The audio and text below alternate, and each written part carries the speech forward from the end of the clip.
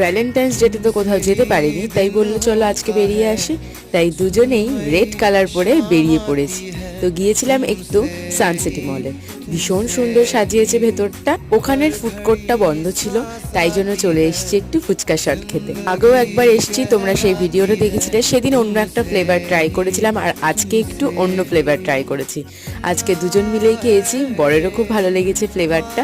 তো তোমরা কিন্তু এখানে আসলে অবশ্যই এখানে একবার ফুচকা শট ট্রাই করো, ভীষণ মজাদার খেতে আর অনেক অনেক ফ্লেভারের। বাড়ি ফেরার সময় দিবাপিতে গেলাম, ওখান থেকে 2 প্লেট বিরিয়ানি নিয়েছি, বাবা মা আমার আর ওর জন্য।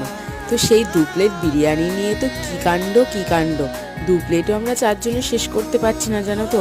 দেখবে 1 প্লেটের কোয়ান্টিটি, এই দেখো 1 প্লেটে এতটা থাকে। চিকেনের পিসটা তো বড়। তোমরা কারা কারা দিবাপির বিরিয়ানি খেয়েছো ব্যারাকপুর ব্রাঞ্চের, একবার কিন্তু কমেন্ট করে জানিও। টাটা, আজকেই পর্যন্ত।